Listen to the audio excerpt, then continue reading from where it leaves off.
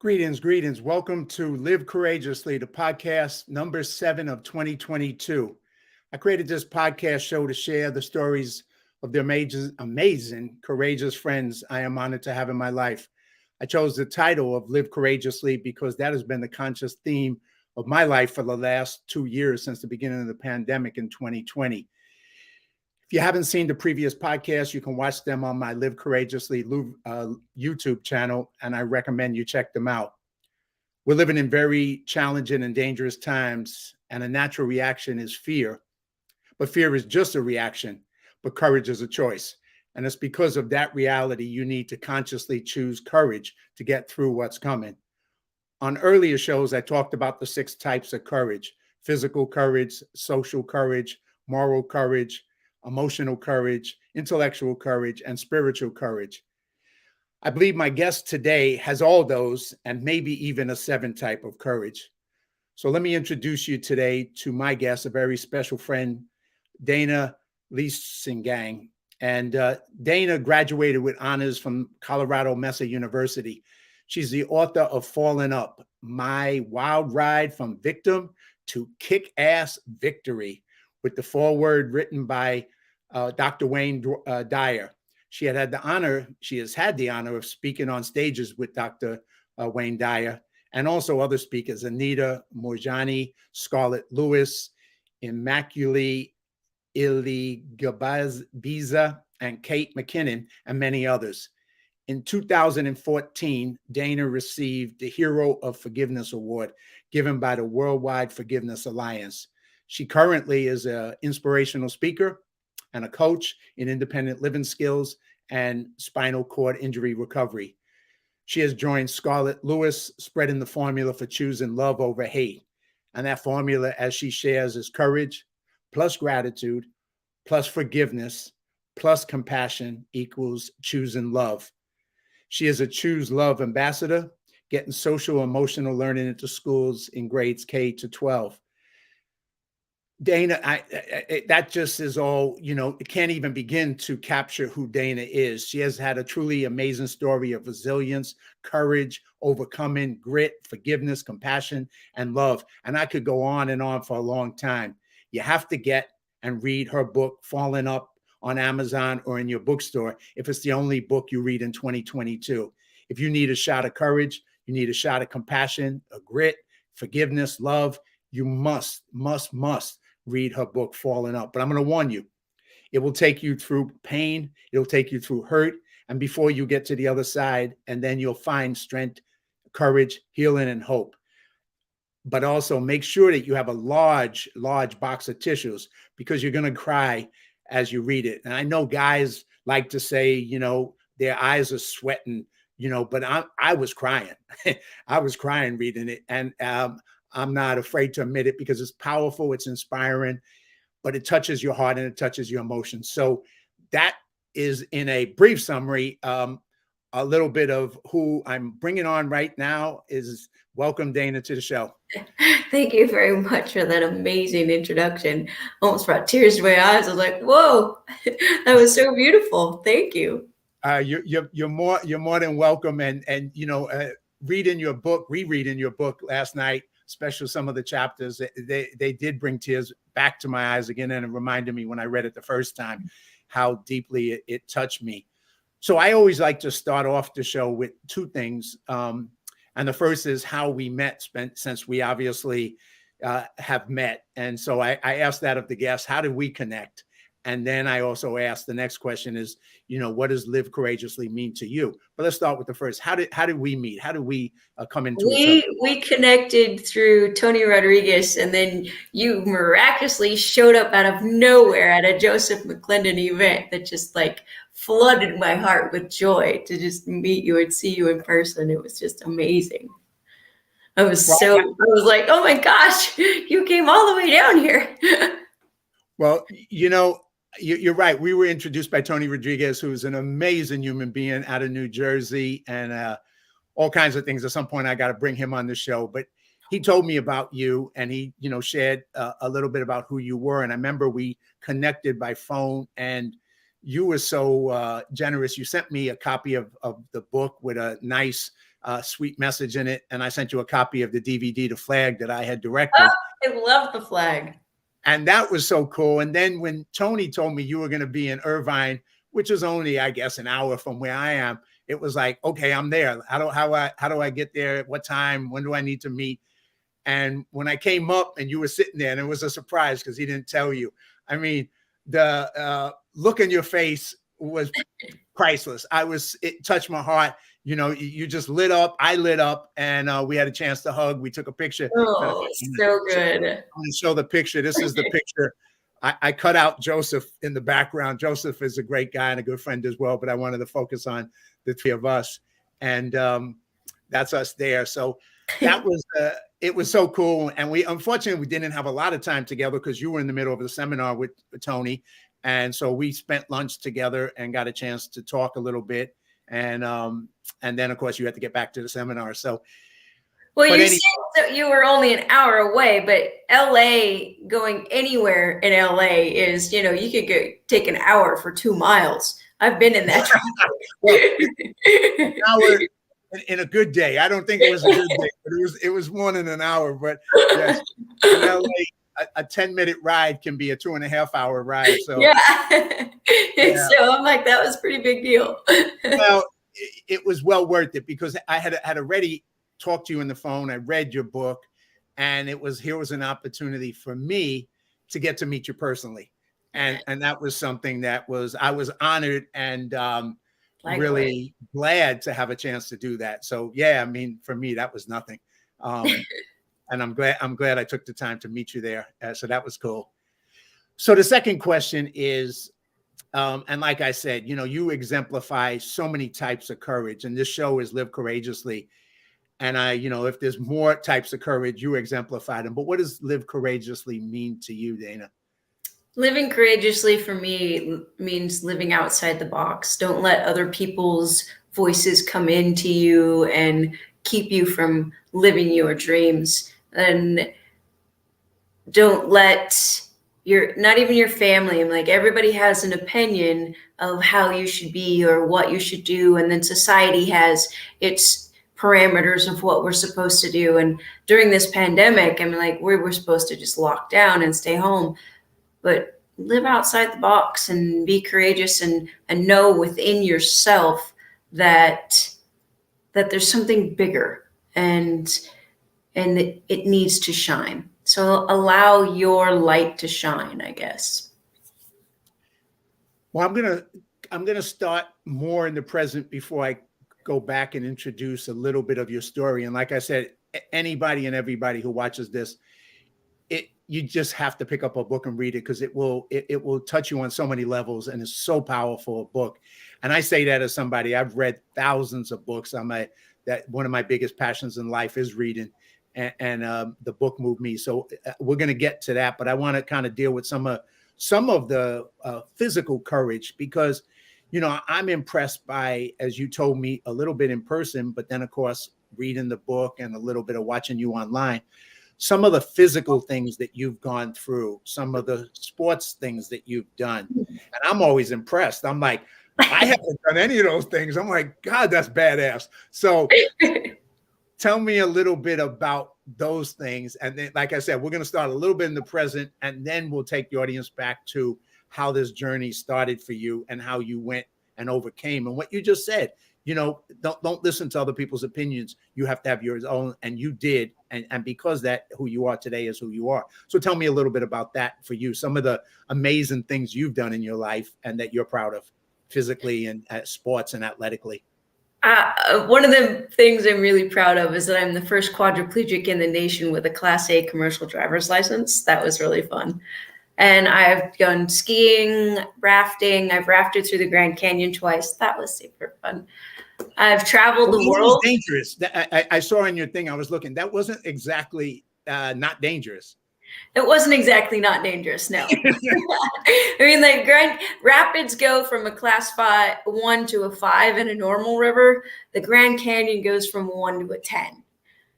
There's some big water in the Grand Canyon. But so, and I accidentally drowned twice. You accidentally what? Drowned twice.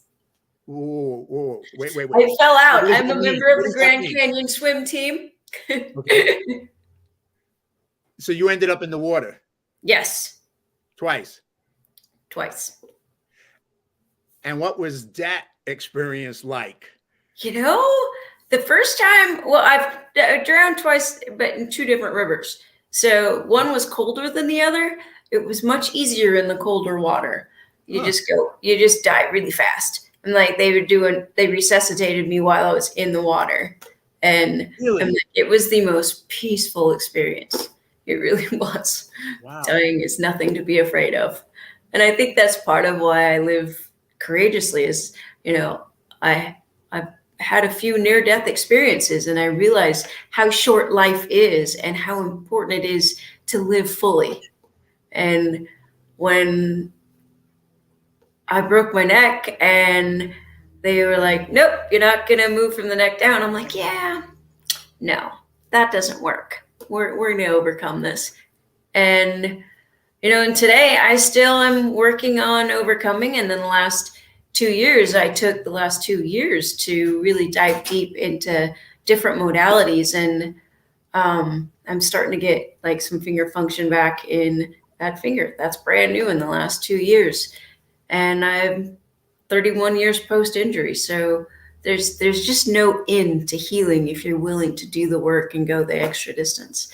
And as far as the sports go, I love my sports. They've been a lifesaver because whenever I've kind of gotten in the mode of you get down every now and then, I've had the Disabled American Veterans Winter Sports Clinic to go to, and everybody around me is like a family. And I'm going skiing, and they have a rock climbing event, and I'm doing downhill and cross country and snowmobiling, and they've got fly fishing and shooting. There's like so many different things wrapped up into one clinic.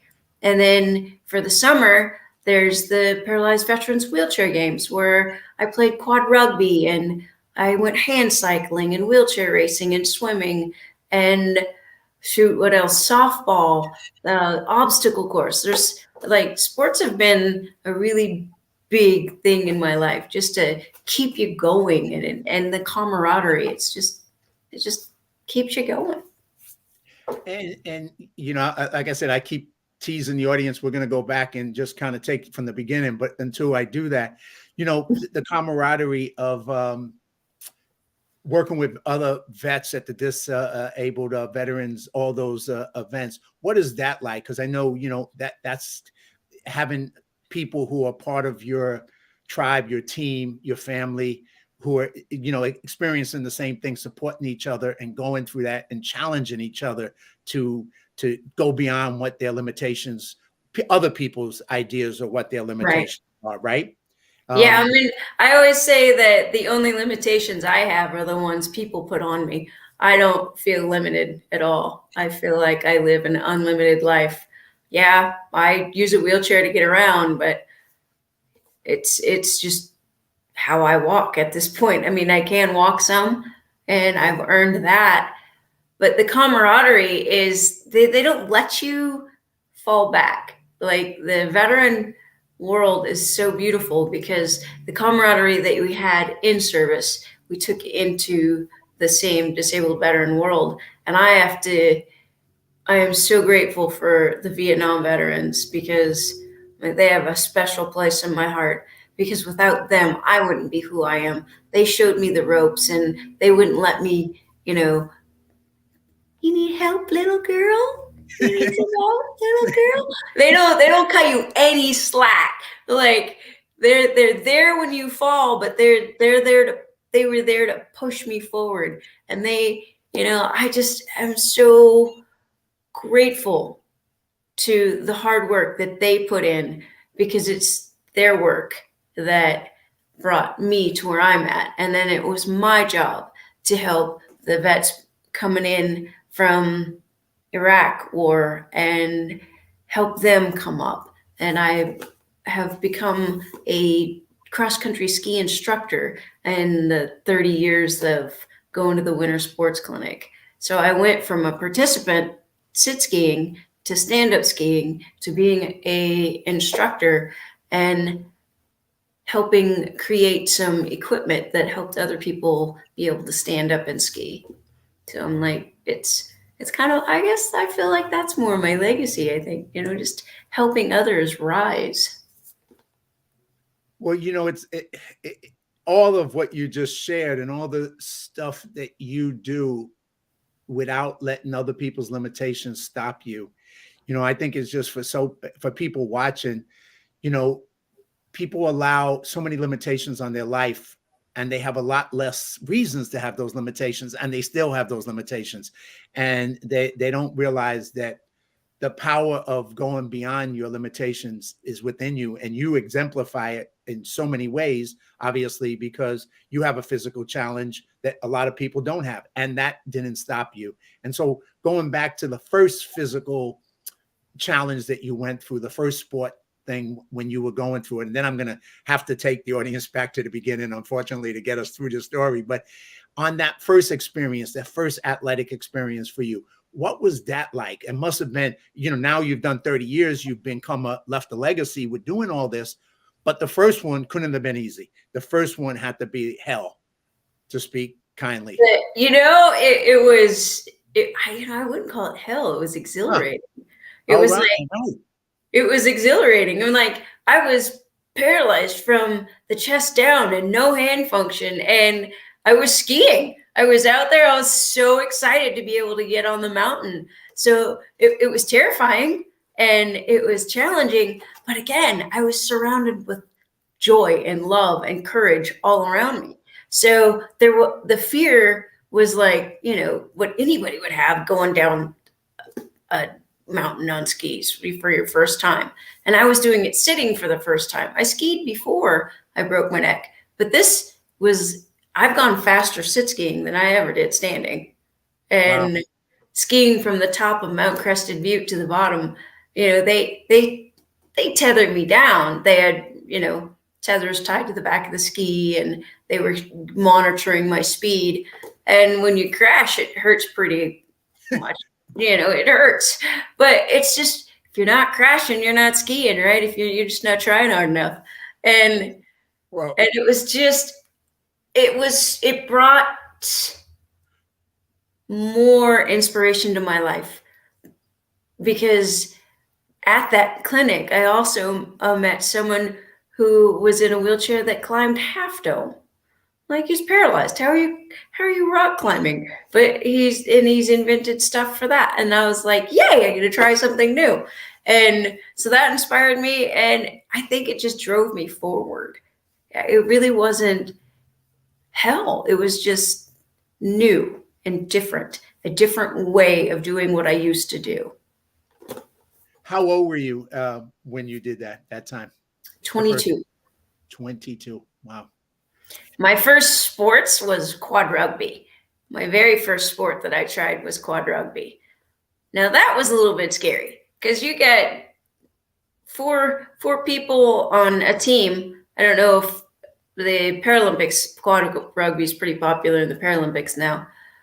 But then in 1990, I was like, oh my God, these guys are slamming into each other and they're crashing into each other. It's like crash derby soccer on a basketball court using a volleyball and in wheelchairs. And your goal at my job as a slower, low point player was to just get in the way. And so I had to let people just crash into me. So that was a little scary. That was new. Let's put it this way. It sounds a lot more scary than bumper cars at the amusement park. That's for sure. Yeah, and I was the only girl for years. It was the only female playing. Wow. And, so now I'm going to just say, take us through as little, as much as you want to take us back. Because, you mentioned being the first quadriplegic to get a Class A driver's license. So you're leaving legacies in sports. But how did you end up? You said 22 was when you first did that particular sports event, but you started out as a younger girl, at a woman, yes, as 18, joining the military. Yeah, I joined the military at 18. And that was the beginning. So share as much or as little as you want of that. And then like I said, we're going to move forward, because what I really want the audience to get is the power of who you are today as a writer, as a speaker, as an inspirer, as all these things, because that's what I think people need to learn from, is who you are and who you become, all because of your courageous will. But tell us as much of that, just to kind of give us a little perspective. Well, conveniently, this is Military Sexual Trauma Awareness Month. And I joined the Navy when I was 18, and 6 months into my tour, another sailor raped me, choked me out, and threw me off a 75-foot cliff. And it was Sunset Cliffs in San Diego. And I was left for dead. I had my neck broke from C1 down. I was paralyzed like Christopher Reeves in the beginning.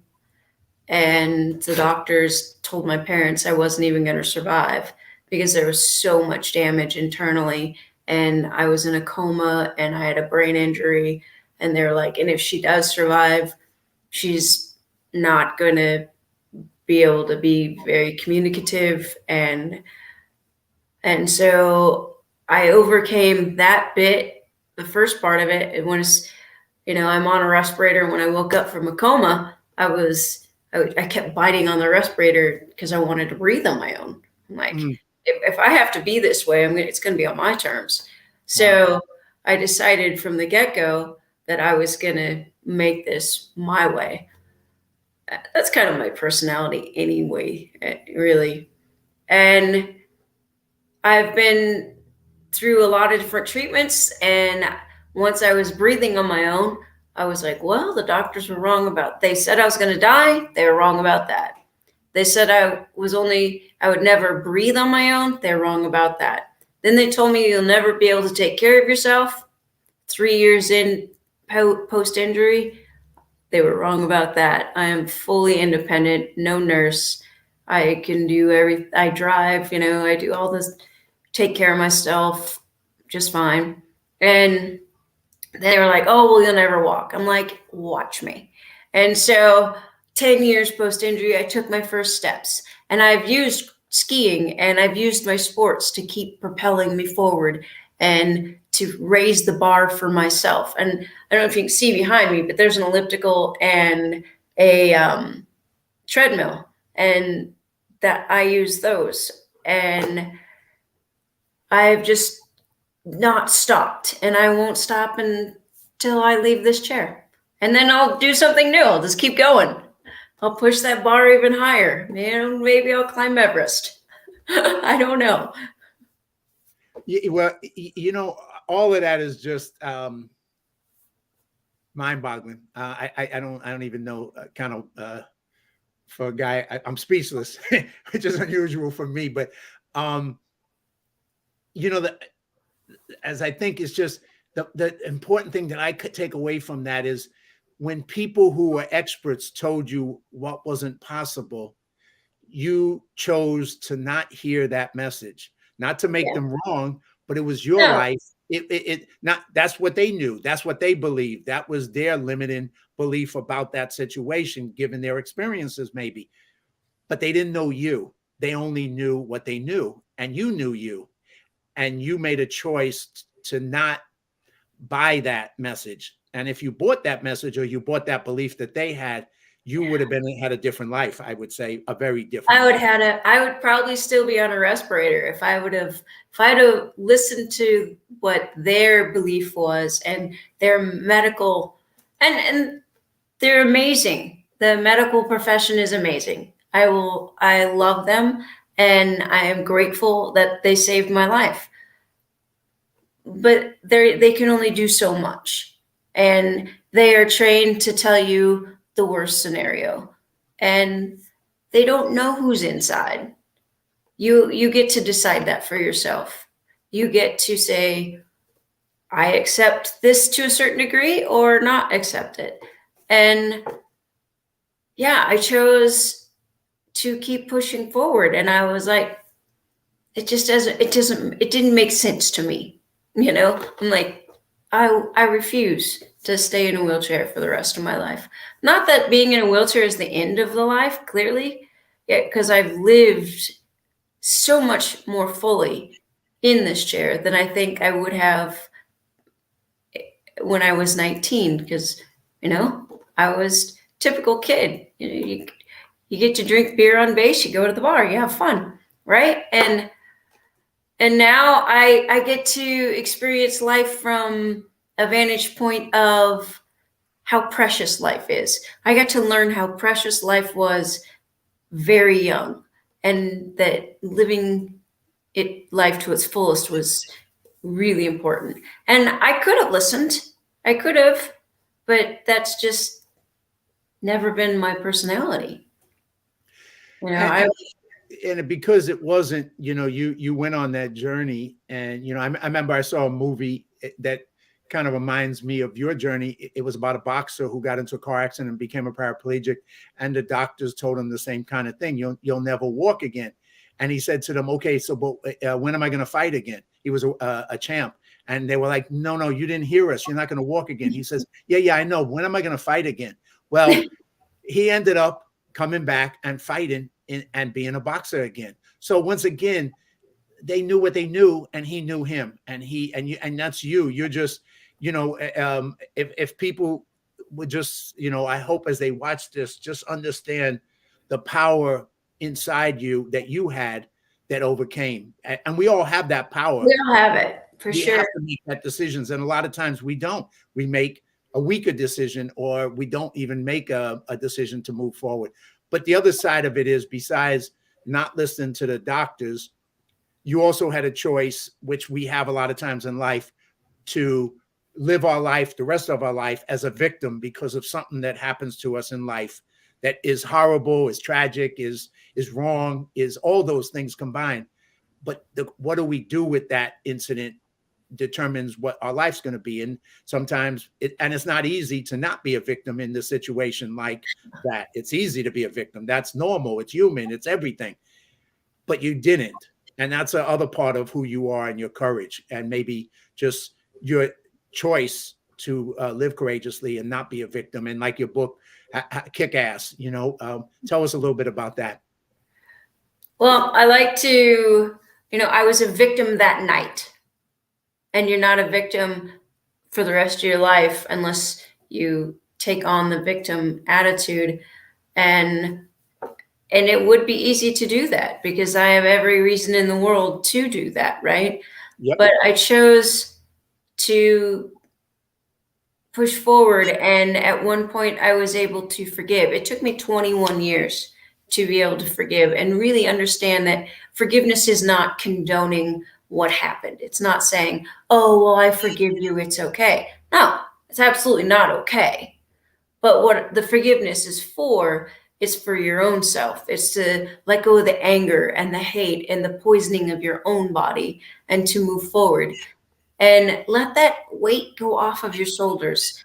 The person that put me in this chair had his own cross to bear. And I don't know what happened to him in his life.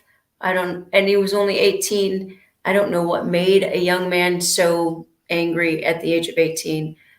All I know is what I could do with that. And that is to move forward.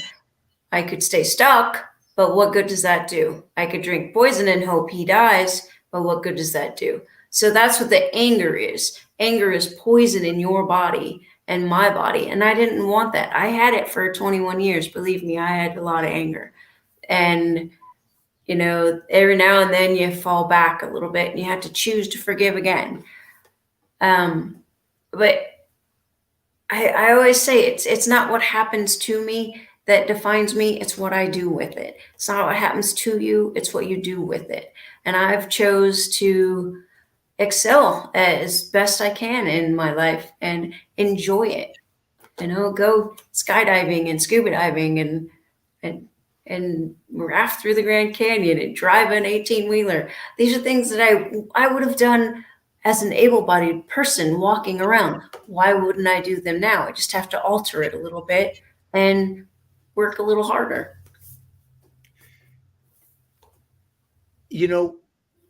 that may be another, form of courage, the forgiveness, because the power of that is so, like you said, it isn't it because your anger was righteous. Your what you felt all those years was righteous, and at the same time, what you were trying to accomplish was for you to heal, to get stronger, to be the best you could be, given the reality that you didn't create of that situation.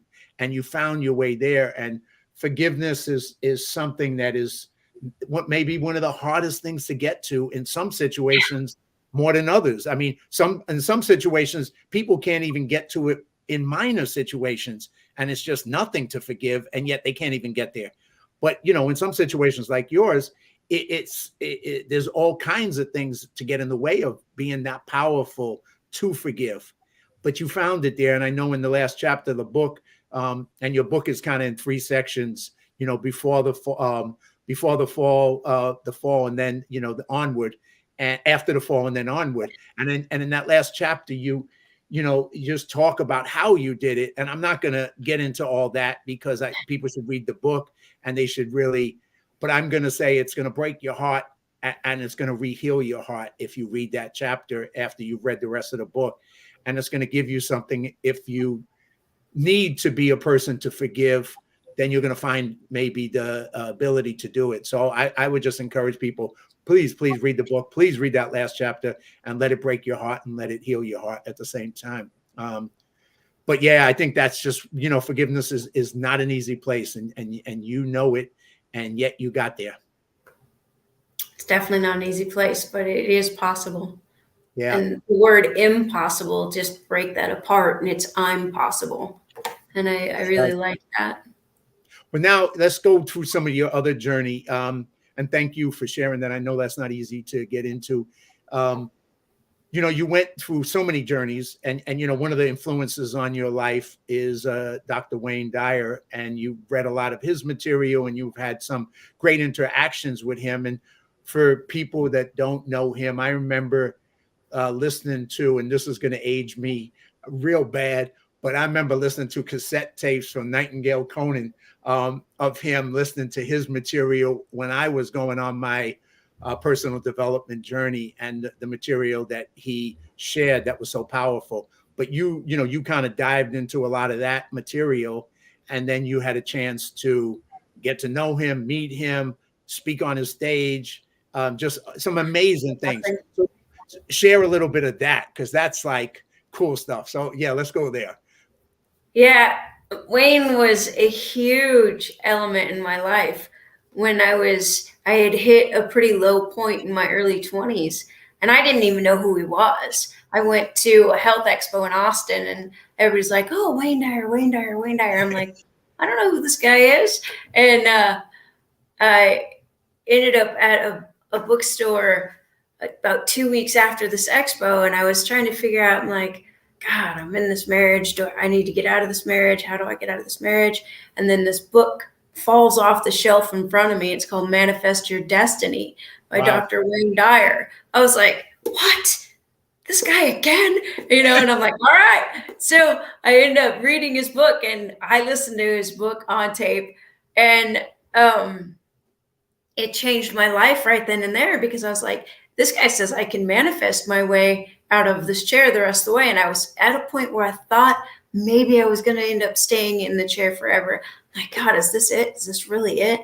And it came right at that right time to just give me that little extra oomph. I'm like, all right, he says I can do it. I'll do this. And it was that year that I was able to stand up and ski with, I had, braces on my legs and ankles, and I was like just moving my legs as much as I could, but I was doing it, and I was upright. I'm like, I went 10 feet, but I was upright. And so that was a success.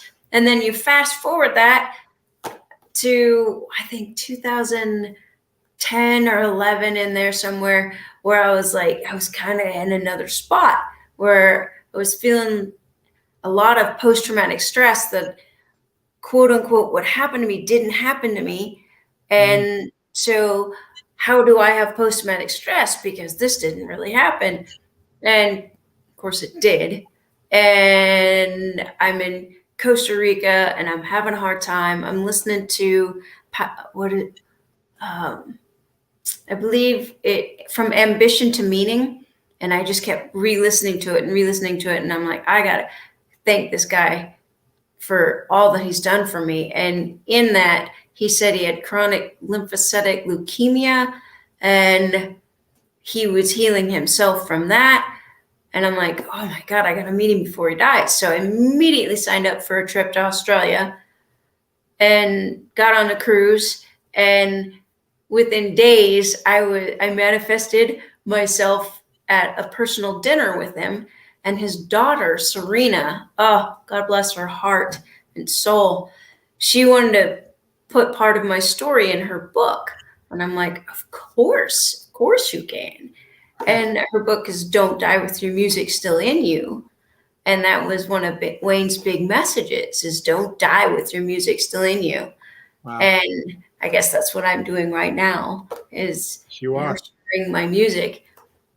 But I met him and he's like, you need to go see John of God in Brazil. John of God has turned out to be not the greatest, but ironically, that was where I found forgiveness. And I came back and I said, Wayne, this is what happened. And he's like, you're writing a book. And I'm like, holy crud. This is crazy. I'm not a writer. He's like, don't worry about it. We'll get you help. And so he's like pulling me up on stage. He's like, you're a natural. And I have his hat to this day. It's one of my most cherished possessions. And I feel him still with me. You know, he would say, when I pass, when I go to the other side, just ask for help because I'll still be there. I'm just think of it as if I'm just in the next room behind a closed door, but you can still talk to me. And so I use that quite often. And I feel like he is who led me to Tony Robbins' event, which led me to meeting Tony Rodriguez, which led me to meet you, which led us. I mean, it's like all these synchronicities and life happening for us, not to us. It's like so beautiful. And without Wayne, I don't think I would have come forward the way I have and shared my voice. I wouldn't be sharing my voice without Tony Rodriguez either, and without you and the courage to speak up about military sexual trauma. And you're always afraid that someone's going to blame you. And it always feels like, you know, there's in the back of your mind, had I done this, what if that? And like, why didn't I? And we try to think that somehow society still wants to say, well, what were you wearing? I'm like, what were you drinking? I'm like, no. So you get that, another bit of courage to come forward. And without my interaction with Wayne, I wouldn't have done any of that. I would have just kept my story to myself and moved on. And I have been chastised before as that your story is not yours to keep, it's yours to share, because others may benefit. And that is my biggest hope. And for writing the book is that others will come forward, because the more we come forward, the more we talk about it, the more out in the open it is, the less it's going to happen, because it's not as normalized within the culture. You know, they say we live in a rape culture. It's more of a rapist culture, because it's the rapist that's committing the act. I mean, that's absolutely. Absolutely. And Wayne helped me see a lot of that.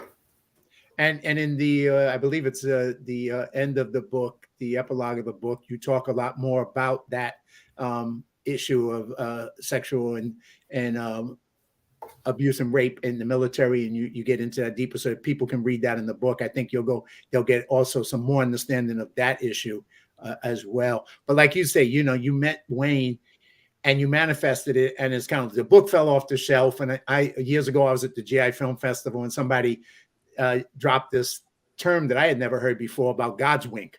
and that it was a God's wink. And I was like, Yeah. that's a cool way of saying it. That's interesting, because I've had those moments just like you in your life, that this leads to this, leads to this, and I didn't plan those things. I didn't, it wasn't like I sat and said, okay, then I'm going to go do this. And then no, most of it was like something happened, the door opened. And so I went to Tony Robbins, and that flipped my life forever. And that all came because I was listening to motivational tapes when I was working in Jack Lane. And all of a sudden the sales guys gave me these tapes, and I'm like, what's this weird stuff? Next thing I know, I'm listening, I'm going, hey, this is cool. And so next thing, another door opens, and that leads to the kind of life I have today by going through that seminar, and then meeting Tony and meeting you and meeting all the amazing people that if I had stayed in the Bronx and stayed working in the post office on the midnight shift as a mail handler, I would have had a very different life. And the life would not have been this life. And I wouldn't have experienced all the things I've gotten to experience, because I went through those doors and said, okay, what's next? And then let me see what I can do with this. And then what's next? And, I think it's that we step forward in fate sometimes, and you definitely step forward into fate into so many different parts of your life. And one of them is writing the book. So Wayne planted the seed.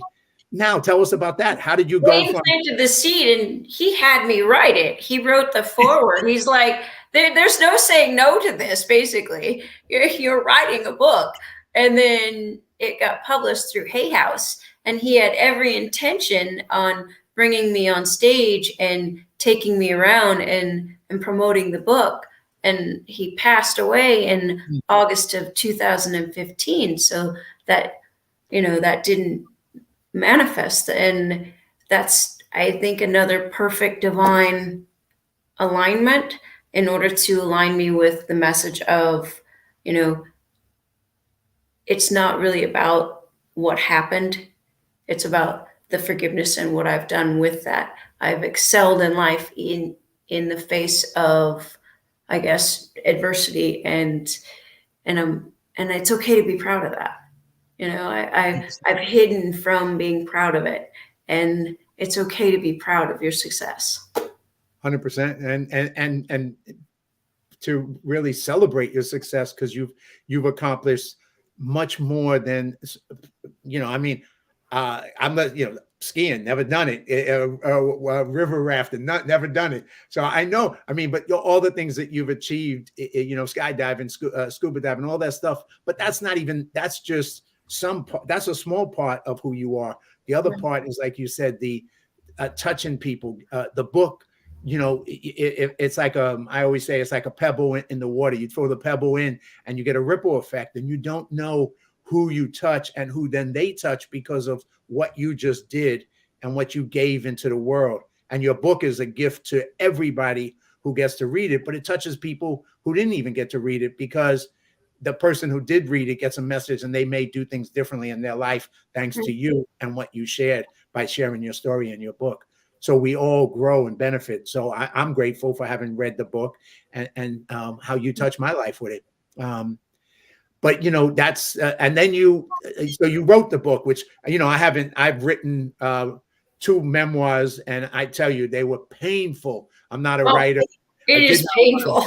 It's painful, especially for non-writers and people who are social. It's like, God, I don't want to do this, but after, and you did it, and so I admire you for having the courage and listening to that push and going. And then that led to you speaking. So tell us a little bit about some of the other things, and then some of the groups you got involved with and the awards you got. So tell us about that part of the journey as well for you. Wayne Dyer also wrote the foreword for a friend of mine. Her name is Scarlett Lewis, and she shared a co-author. And so that connection, it's all these synchronicities. Everything happens for a reason. And I'm convinced that at this point, becoming a quadriplegic has been a gift more than anything. It's been my gift to give back to society. And I'm helping Scarlett Lewis as being a Choose Love ambassador for social emotional learning in schools.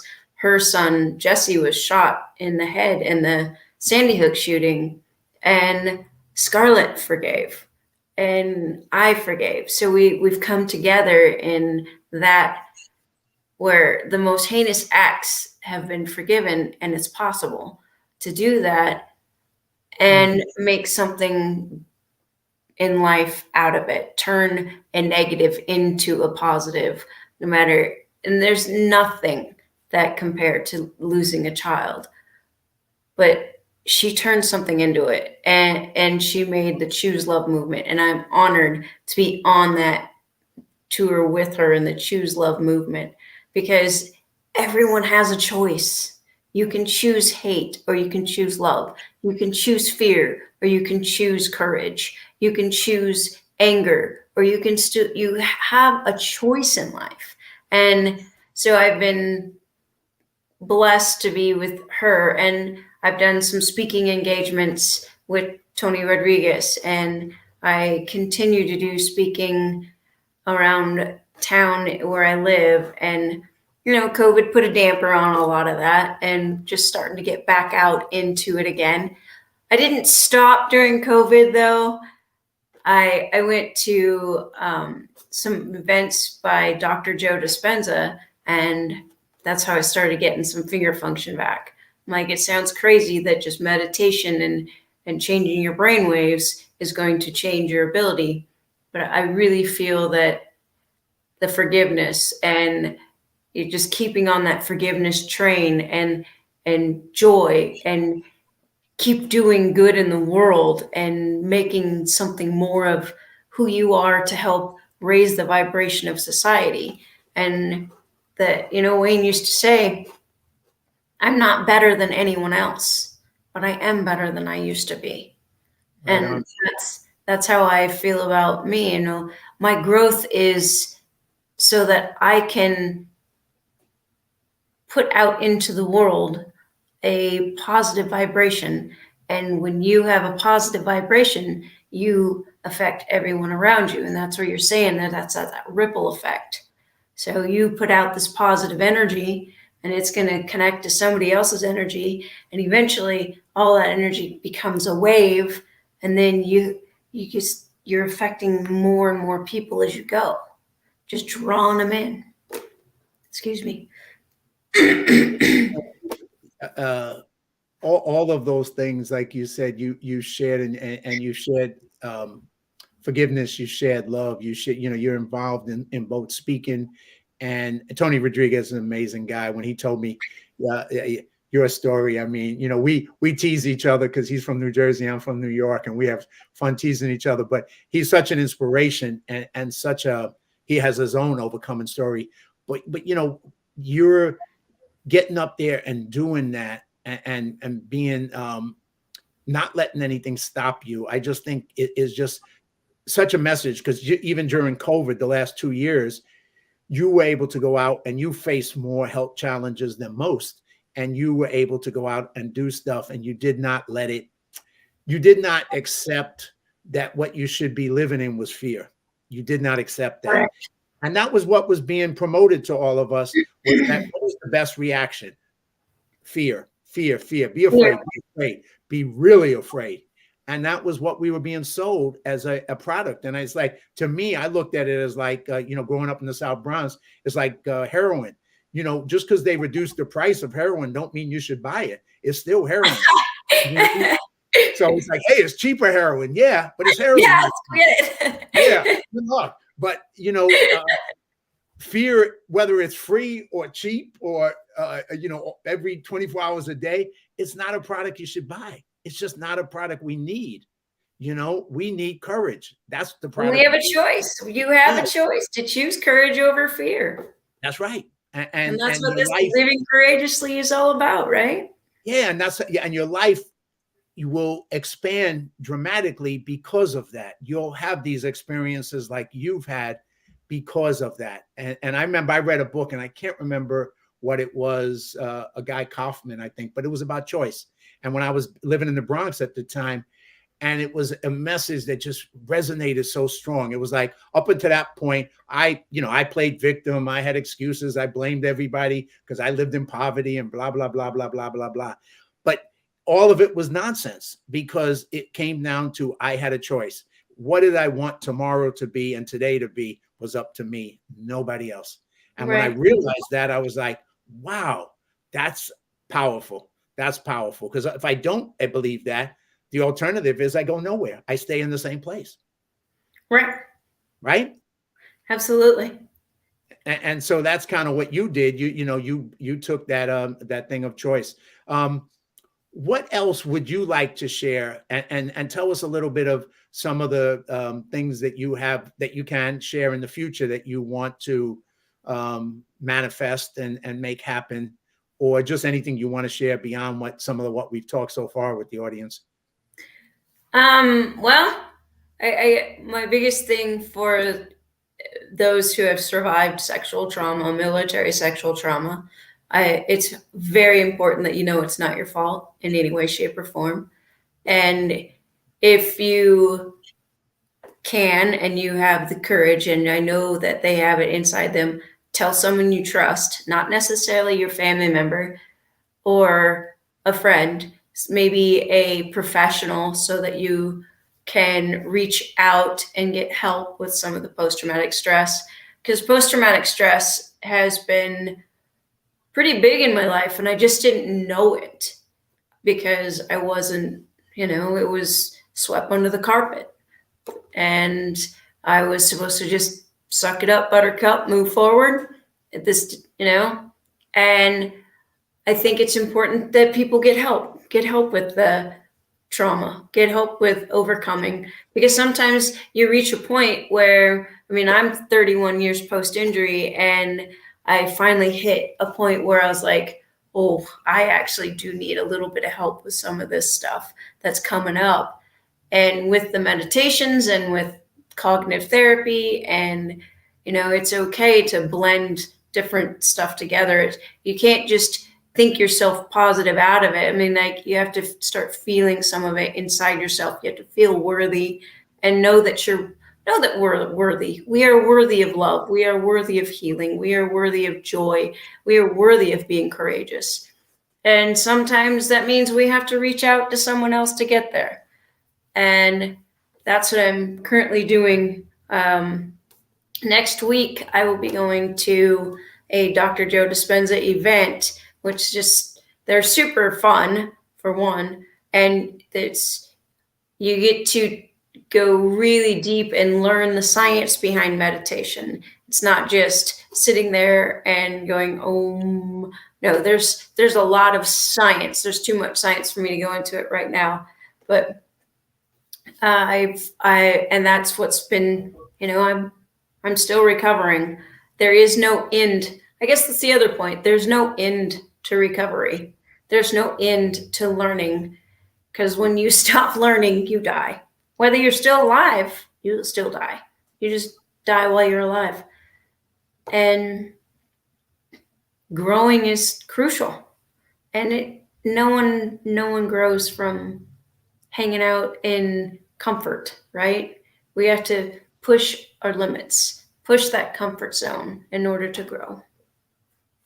Just want to repeat that you can die while you're alive, and that's even worse death. And I think that's such a powerful message you just kind of laid out, where you got to get out of the comfort zone. You got to grow. As long as you're growing, you're living. I say, I'm going to stop growing when I look up in the 6 feet of dirt on top of me. That may be the end of at least my growth on this plane. What happens after that, I don't know.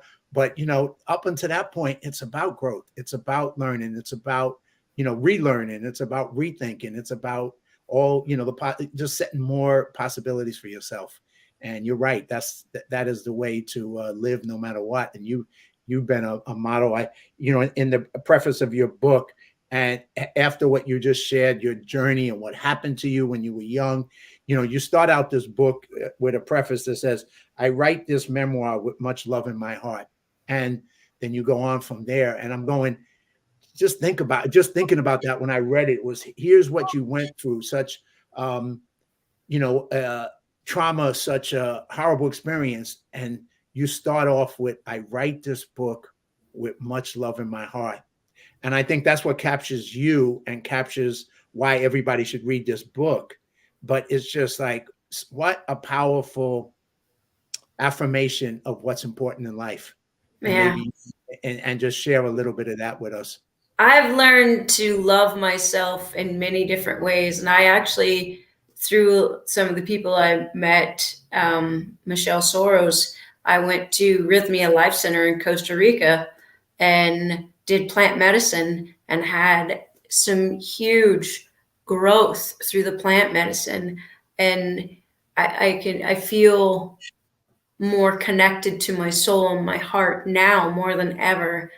And I just feel very fortunate that love is our nature. Love is our nature, you know, when we get down to the true core and the truth. And I think there was where the plant medicine helped me, was see that my true core is love. And when I show love, love comes back. If you show anger, anger comes back. And when you merge with, they say there that you merge your heart and your soul with the plant medicine, and I merged, and there's just so much truth and love in the world that everybody has. They just sometimes get lost, you know. And I went through a lot of mud and muck to get to the meadow on the other side, and now I can't feel anything else but love, really. I'm like, yeah, I will get angry and I will react, but I always come back to my truth and my heart, and the core of who I am is love. And the core of everybody, when we're born, we are love. 100%. And somehow that gets society, whatever, life, it kind of goes away. And then you merge back with your heart, and there it is again, love. Indeed. Indeed. I'm just going to throw up a couple of quick pictures. Here's your book, Falling Up, for everybody. Make sure you take a chance to go on Amazon, look at this book, buy it, read it, share it, send it to your friends, send it to your family. By all means, this is a powerful book, one of the most powerful books I've read. So please check it out. And then, of course, there's just some picture. One of the things, here's a picture of you. Obviously, that is you, right? Yeah, that is me. And God, look at that in the background. That's just an amazing picture. That is the Colorado National Monument. Oh, really? And then there's another one of you. Hand cycling in Mount Crested Butte. And then here's another one with your dog, previous dog. Is this the first? No, that one's Jasper. This is Jasper. Okay, that's Jasper. That's my current little guy. That's your current dog. Obviously, your dogs mean a lot to you, and Jasper means a lot to you. And then this is just a beautiful thing she sent me with a picture of a dog. When Dana sent me the book. So that's just a little bit of, you've been on an incredible journey. I'm honored and blessed that God winked and put you in my life, and I had a chance to meet you in person and read your story, and now hopefully share it even further in the future, because I just think, we need to hear these messages so much more, and some people need to really, really hear it and hopefully impact them. And let me just see if there's a couple of people might have jumped on here, because thank you so much. Tony Rodriguez is on here, and I'm like, I'm ignoring him. He's making comments, and I'm ignoring him. He's gonna. Oh man, I'm gonna really suffer for ignoring him. He made a couple of and here's this one. We got to get this one up there. Dana is badass. That's a must from our good brother Rodriguez. So yes, he does sum you up, Dana, for sure. Then a few other people have just commented, and usually I'm on the comments, but this time I got so caught up in talking and listening to you. I like, oh God, comments. So this is Lena saying she loved the book so much. So yes, as did I. And then another a veteran friend of mine, a student of mine, just saying good afternoon and happy Palm Sunday. Good. Ken, he's a military vet of mine that I taught at film school. But anyway, that, it's been a great hour. And oh my gosh, it went by so fast. I'm so grateful for you. Thank you. I'm like, it's an hour already. Come on, there can't be. So anything you would like to finish up with? Oh, and I just want to finish up another God's wink. I know at one point I connected you with a friend of mine, Eileen Gruber, who has an amazing story. She was one of the first people I interviewed on my podcast as well, who's been a friend for ages. And her overcoming story and just who she is. And she is a rock star. That's another badass. I love her so much. I'm surrounded by all these badasses. I'm like, is this some amazing people? Just some amazing folks. You know what that makes you, John, right? That makes you a badass. Well, I just thank you. And I'm just honored and grateful that I get to have people like yourself in my life because, like I said, when I was a high school dropout in the South Bronx, I never expected to have this kind of experience in life. I never even knew it was possible. That this, to me, it was survival. If I could survive, that was cool, and then of course it went way beyond that. So, it was an honor and a blessing for me to get to where I am and to meet people like you and have you in my life. But I thank you. I thank you so much for sharing your story and coming on here. Thank you. Thank you so much for having me. It's such a blessing and honor. It truly is. Well, thank you. It's mutual. And whatever I can do in the future, we should stay in touch. And if I can, whatever I can do to support you and help with maybe some of the projects you have in the future, or hopefully we'll end up at one of these events together with Tony Rodriguez so we can give him a hard time and mess with him a little bit, but outside of that, thank you so much. You have a fantastic time and thank you for coming on and being part of this. My pleasure. And everybody, please, I can't recommend it high enough. Please go get on Amazon, go to your bookstore, get the book, read it, share it with your friends, share it with your family, and, use this to live courageously, just like Dana's been an example of. There you go. Yeah. Hey, you got my copy. So definitely have a great one. You enjoy the next event you're going to. And I look forward to talking to you and hearing about that. And let's stay in touch more. All right. Thank you. Okay. Love you. Love you too. Much love. Take care. Bye.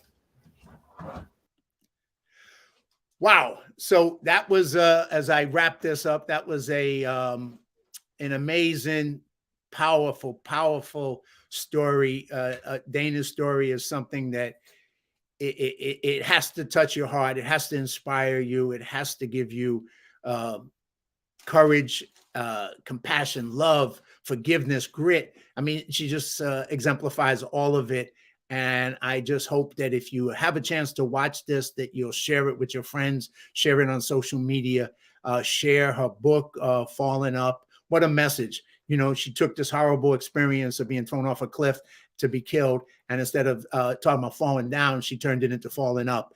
And she transformed her life, and she's transforming other lives with her book, with her speeches, and with all that she does in the world with people. So please check out Falling Up, check out Dana.